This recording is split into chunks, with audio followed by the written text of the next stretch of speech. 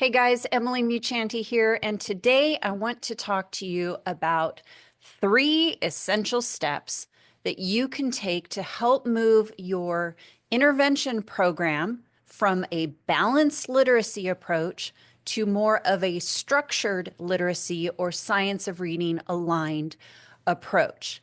And I want to remind you to please stick around to the end because I have a super great announcement, something that many of you have been waiting for. I wanted to share with you, and then another opportunity. So be sure to stick around to the end. Remember to like, subscribe, and share this video. That's how YouTube knows that it is of value and it helps to support me and my channel. So today, this is what I'm reflecting on. I had this great conversation yesterday with a new interventionist from the East Coast who was reaching out to me to talk about her new position. And we had a great conversation. Thank you too, by the way, Sweet Pea. And I wanted to make sure that I covered this in a video today because honestly, it's a pretty common question that I get.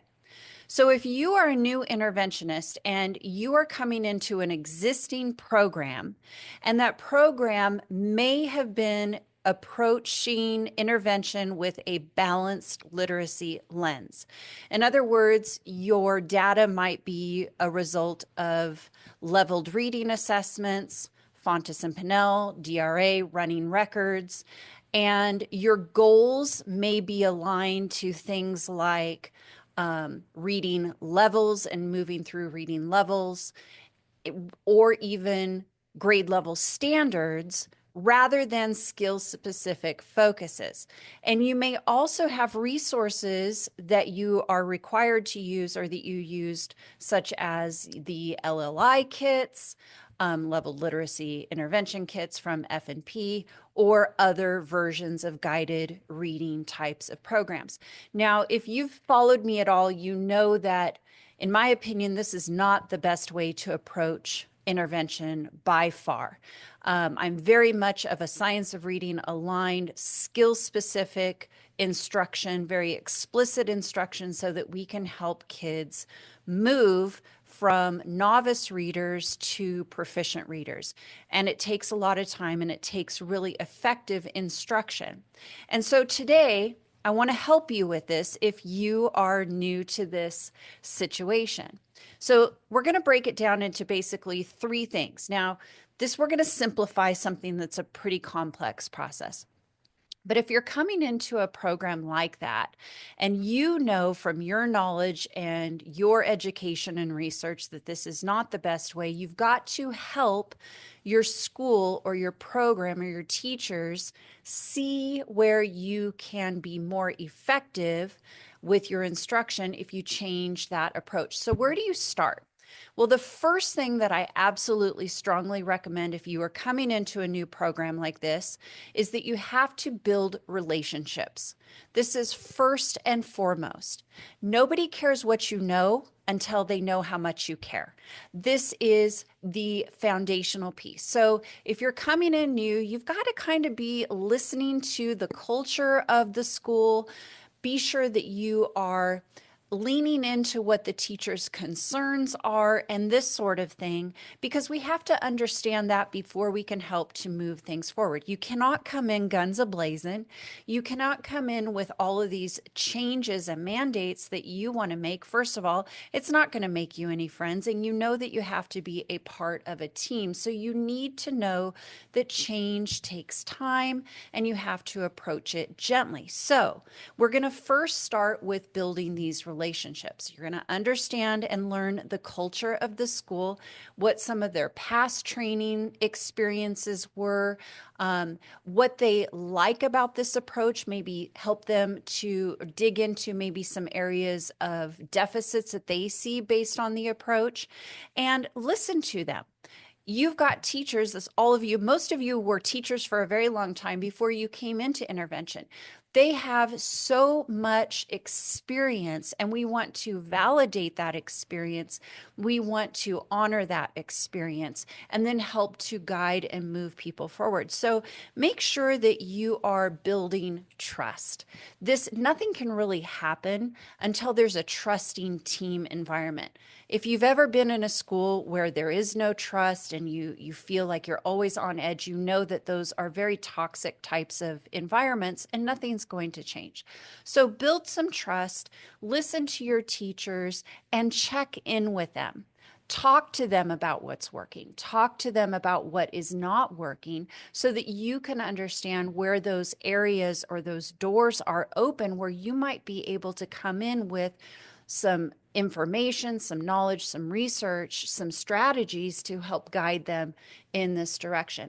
And I say this because your intervention program is one piece of what that overall school approach is.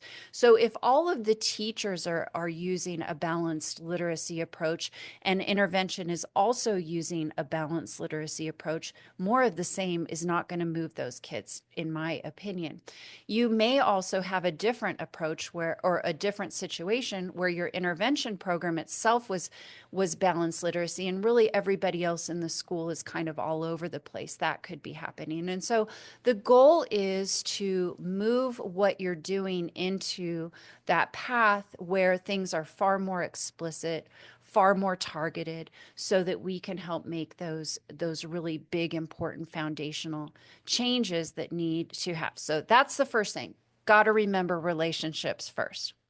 The second thing that I would suggest you need to do in order to effectively make this transition is to start sharing what you know about structured literacy or the science of reading. The science of reading, to a certain extent, is becoming just kind of this overarching label. And I want you to move away from that. I think structured literacy is a more specific name or label for what we actually do in intervention, and that follows the science of reading. But as you are an interventionist, especially if you're following me, then you probably are already, this is speaking to you. So you have to find ways to share what you know about this type of approach. It could be gently just bringing up strategies or comments in conversations. It might be in the middle of meetings. It might be a conversation that you have privately with your administrator about what you'd like to see happen in intervention, where you can drop these knowledge tidbits that you have, which are supported by evidence, so that you can really show that we're not doing this kind of more of a open-ended or discovery touchy-feely type of an approach. We really want to be targeted in what we do, and especially in intervention. So when you are able to show what you know and show that that can be a way to present a solution to some of these pain points that your teachers may be having in the classroom, then that is going to open that door for you again. And you want to make sure that you're supporting this with evidence. We want to use knowledgeable resources, evidence-based resources in order to share. I always say first thing and foremost, it goes way back, but doggone it, read the National Reading Panel report again. Share the National Reading Panel report with your administrator. A lot of our administrators don't really have that literacy background or knowledge. In fact, a lot of them come down from secondary instruction and they may not have that. So where you can say, hey, I've got this great article. I think you're going to see a lot of power in it. Here it is. Let's talk about this next week. Tell me what you think, or text me what your takeaway was. Give them something to dig into, but also try to hold a piece of accountability so that you can help to propel them forward. And then those key resources that you share are going to be really invaluable as you continue the growth of your intervention program, okay? So that's the second thing. You want to be able to find ways to share your knowledge. Now, before I talk about this next one, I want to kind of tell you, as you're doing all of this, my recommendation is you don't just keep doing the balanced literacy stuff that you've been told that's what they've always done.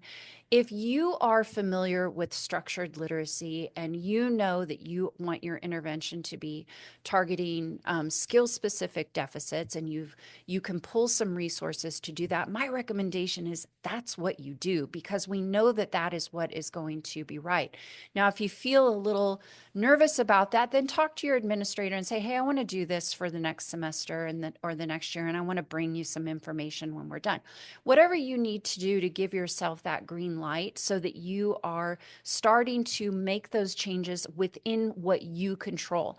Now, if it is your intervention program and you are the only interventionist, it's basically what you are doing with the group. Now, we know that even though you control this little piece as an interventionist, hopefully your role starts to expand to where you become a resource for the school, because intervention is one key component of what that overall school structure is, and we want to align them.